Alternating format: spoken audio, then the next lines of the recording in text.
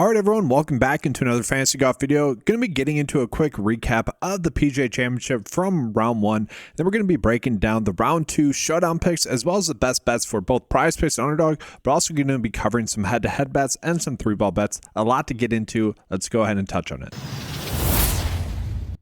Now, we got to start with a clutch hole from Bryson here, guys. This was a pretty clutch shot that was able to secure us one of our better bet slips there. Gets a near ace on the shot, which was pretty darn awesome from him.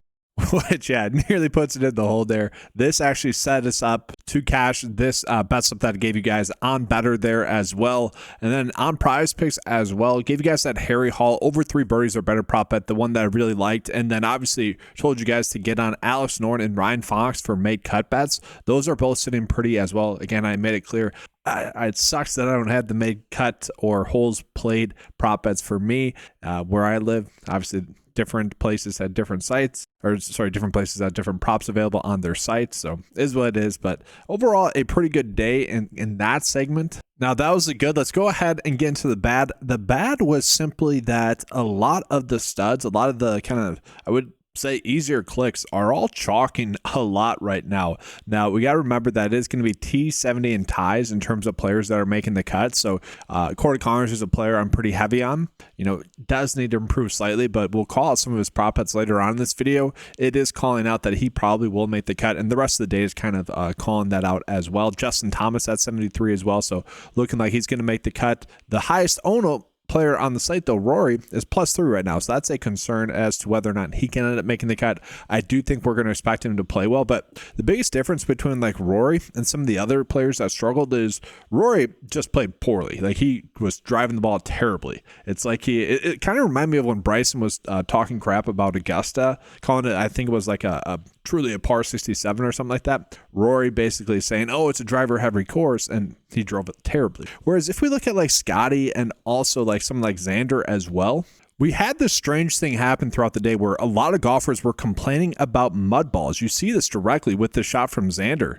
Like, you just see him right away. He like knows instantly that's a mud ball that causes this hit. That actually happened to Scotty, a shot right before this on this exact same hole. Both of those two golfers could be 2 strokes better, whereas Rory on this exact hole drove it far left off the tee and made a double bogey without hitting the water on a mud ball. And so we take a peek at like the leaders right now, and it is fascinating, all the ownerships there. Like, the highest owned golfer is Jaeger, who is actually in one of my best builds, and then Aaron Rai as well, which, for what it's worth, this is my best GPP lineup going right now. It's always funny. Like, the Rory's the one that is the biggest concern out of this, and obviously Seb Straka. We'll see. This one's like top 10 right now. Fingers are crossed there. That's the good. It got a lot of good GPP lineups going on right now. The bad is a lot of the cash lineups and main builds that I made are kind of iffy right now. It really depends on whether or not Rory makes the cut, or if Xander makes the cut, or if Fleetwood makes the cut. Maybe Patrick Cantlay can make the cut as well. A lot of cut sweats, let's put it that way. But looking at this leaderboard, I don't really think this is going to last. I did mention, like, Keegan I liked a decent amount, especially as price tag. JT Poston, a similar player to Keegan, had mentioned that it was pretty strange that Poston had not had a good time out at this course. Just given the fact that he's like one of the locals here. Now, the other local, Mackenzie Hughes, +7, which is kind of how that always goes, it seems like, with those golfers with local ties, where it's either they're really showing up and they're giving you a top 10, or they're putting too much pressure on themselves and they end up missing the cut. And I think that's what's happening with Mackenzie Hughes. I didn't get a chance to watch much of his round, but it is fascinating just looking at this leaderboard, because it almost seems like the golfers that hit it longer off the tee were finding softer spots on the course, or maybe it's like the apex of their shots off the tee, driving the golf ball into the ground a little bit more, thus leading to them having more mud balls, because it's just a strange leaderboard. It really is. And maybe it dried out a little bit throughout the day as well, so those softer conditions early on in the morning did not play dividends to the golfers that had the softer conditions. Because of that, it should have been lift, clean, and play. It's pretty much as simple as that. Golfers should not have to guess where their ball is going to go off of a good drive. I think it's pretty much as simple as that. I saw someone make a lazy comparison about saying, well, it's no different than when it's windy, and that's just far from being true. Wind, you can at least feel it throughout the whole round. Sure, there's going to be random gusts that pick up, but that's like a known variable that's going on that day. This is such an independent variable, something that really you can't control. And what I mean by that is, like, you can't control how you're going to hit the ball based off of the condition. You just kind of hit the ball and hope for the best. So really crazy there that happened. It really is. And it's not a complaint, but it is interesting choice there. And so let's go ahead and get into the round 2 showdown picks. So we're just going to select round 2 here, guys. And as you know, I like to keep the data as simple and as straightforward as possible. Okay, so we're going to look at the regression rank, which is just golfers that are expected to play better or worse. And so the golfers that are expected to play the best are going to be Henley, Cam Smith, Rory, Brooks Koepka, Joaquin Niemann. Not a good thing for him. Both him and Patrick Cantlay just do not seem to show up in majors for whatever reason, but they're both expected to play better, so I'd like to see that. And then let's go ahead and flip this around. We can kind of scroll down to the bottom. Campos, I actually thought about him as a slight click, did not get to him, but him, Cameron Davis, Pang, is that how you say his name? Nico, just basically everyone that's on top of the leaderboard that's currently playing well. Basically all, I shouldn't say all, but most of those rounds that they had were not expected, obviously. And so with that, let's just take a peek at which golfers are going to be the best picks going into round 2. And no surprise, Scotty is still going to be number 1, still number 1 priority. Then Xander. Okay, so Xander actually has played pretty darn well in round 2s. It was interesting, just following that group once again. They are the top 3 showdown plays. Had you told me that Xander was the lowest scoring golfer in that group without, like, if they didn't have scores in there, if we weren't constantly being updated, I would have said Xander had the best score. Really, his round came down to that mud ball that we saw. And then also just, and this drive off the tee, which is typical Xander stuff. Everything was going perfect for Xander. I tweeted this out. I'm like, it feels like Xander's going to win just with how comfortable he was, how much he was hitting them. And then literally the next hole, he puts one in the water. I mean, that was Xander to a T. But he really hit those 2 bad shots throughout the day. Whereas Rory hit like 7. Scotty hit like 4. Scotty did chip in, obviously made some stuff from distance, made an eagle as well. But the point is, I probably will be getting to a decent amount of Xander here. From there, JT's popping up. Patrick Cantlay, I don't know how I necessarily feel about that. Bryson's going to be a decent click. Freaking Obear, it is so crazy. He is like a poor man's Brooks Koepka. It really is, where he shows up in majors without any form, without not being a good stat fit. You kind of just have to trust him that he's going to show up because that's about it. And he randomly pops up throughout the year for good events. Like, he is right on the Brooks Koepka path there. It is super strange there. And Brooks Koepka is someone you could potentially get there as well. I am curious to look at the win rank heading into round 2 here, guys. Jonathan Vegas 1. I doubt that. I wouldn't do that. Terrell Hatton at 9th is interesting. Could I see him winning?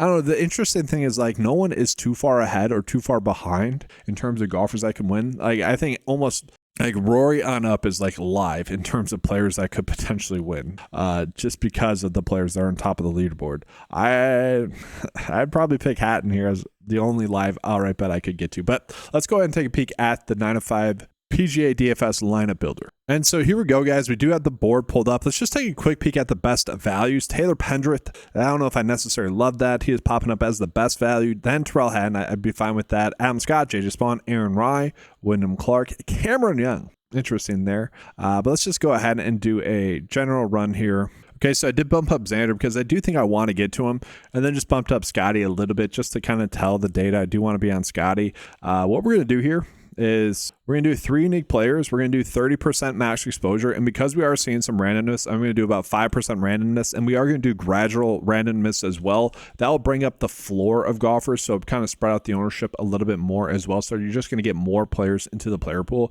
But really what we're concentrating on this for example purposes for you guys is what the top showdown build is going to be. And while I'm doing that, I'm actually curious on the 9-5 write-up. I think the lineup that I showed you guys might have been the optimal lineup. Close, somewhat close. Not really at all. Never mind. It wasn't at all. JJ Spawn though, Keegan, Daniel Berger, Straka, Connors, Rory, somewhat similar though. Okay, so here we go. Morikawa, Hovland, Henley, Homa. I mean, that's pretty ugly. Maybe that's a little bit too much randomness in there.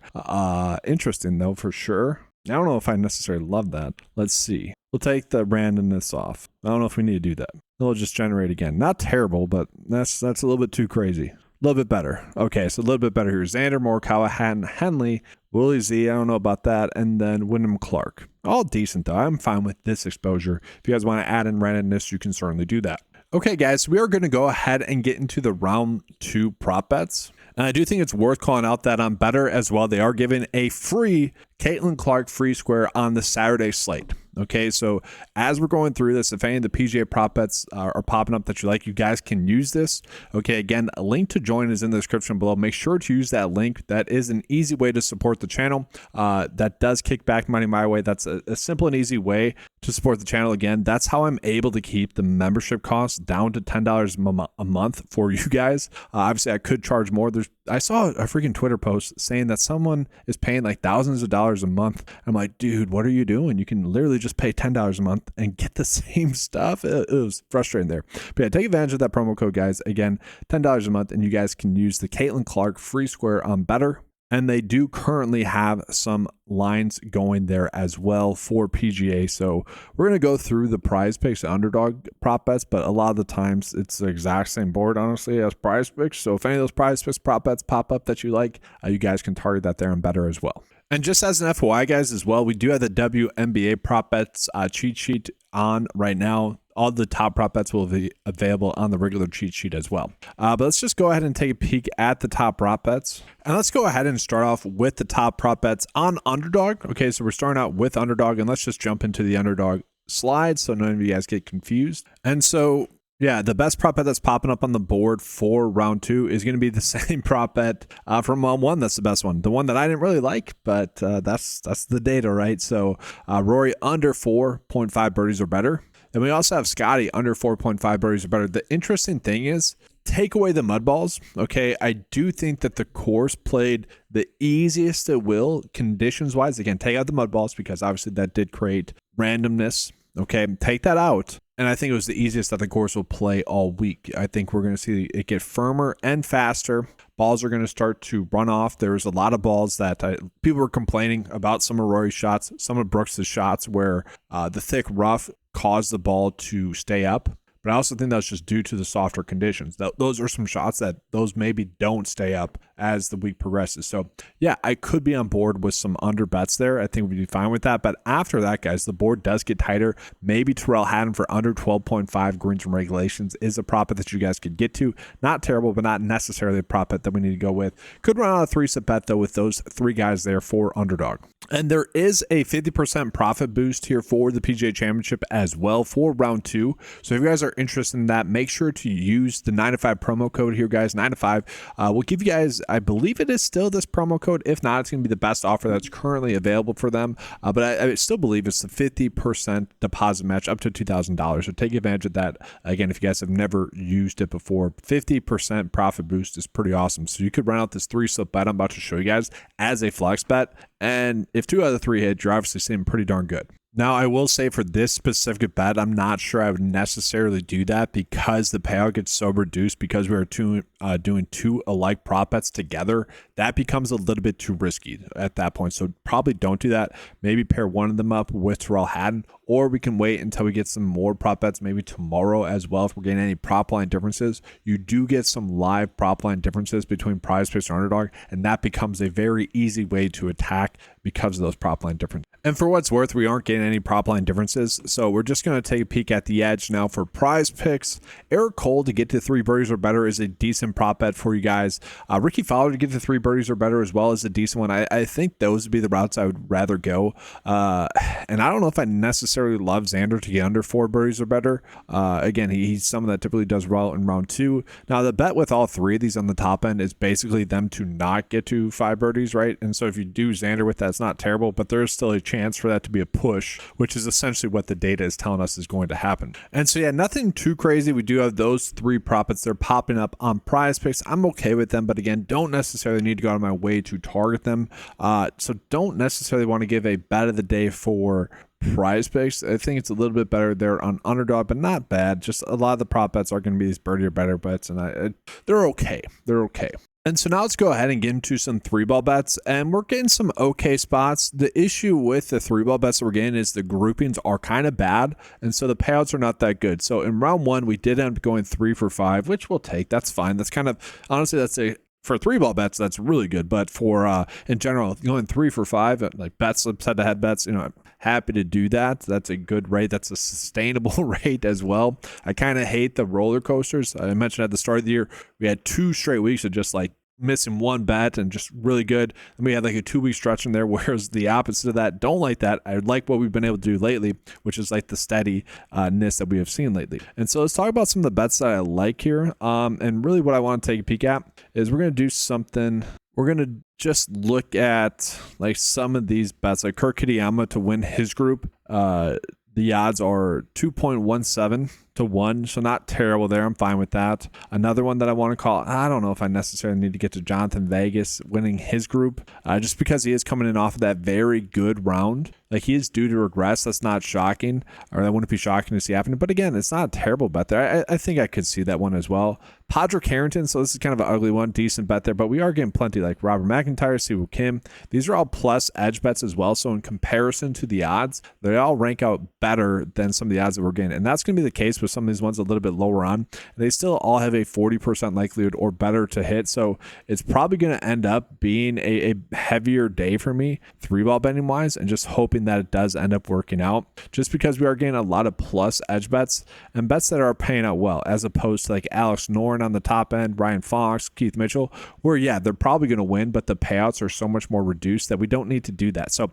I highlight all the bets that we're getting into there, guys. If you guys want to pick and choose which one you like a little bit more, you can do that. The issue that we're seeing here is that some of the ones that I've highlighted, they weren't projected to play all too well throughout the week. And so it's just like picking one bad golfer that might be slightly better than two other bad golfers. And so you could go with like Robert McIntyre to win his group, which is, he's going against Jaeger, who's a good golfer, Chris Kirk, who's a good golfer, but obviously ranks out pretty well. Siwoo Kim, we could go that route as well. And then lastly, guys, to start out with some of those round 2 bets that we are looking at. And let's always start with where we're getting the best plus EV bets. And so it's going to be Shane Lowry being sub Straka. So decent bet there. And that's just in comparison to some of the other odds that we have coming in. Sub Straka then beating Brooks Koepka as a plus EV bet as well. Interesting there. Matt Fitzpatrick beating Rory. Those are all decent, but we don't need to go crazy with that. Let's say peek at the 9-to-5 edge, which is just taking the 9-to-5 data versus the odds that we're getting. And so potentially Cameron Smith beating JJ Spawn -110. I don't know if I necessarily like Aaron Rai to beat Willie Z, but that's one that's popping up decently. Will Zalatoris is projected to play well in round 2, so that obviously has something to do with it. I don't necessarily love many of these, which suck. We're getting plenty of decent ones. Yeah, I don't really want to force it. To me, none of these really stand out too much in terms of the odds that we're getting. Cameron Smith being JJ Spawn's really the only one there. So we're going to keep it simple there, guys. So lots of bets that I just covered. A longer video than I expected. As always, guys, if you guys want access to any of the tools that you saw in this video, make sure to head on over to 9to5sports.com, get access to all the tools available on the website for just $10 a month. And again, if you guys are looking to sign up for any of those prop betting sites for the first time, just make sure to use the links in the description below. Again, it's just a simple and easy way to help out the channel. Appreciate you all. Thank you for watching. Leave a like, subscribe to the channel if you guys have not done so before. That's all. Thanks for watching. Good luck. And as always, let's keep cashing.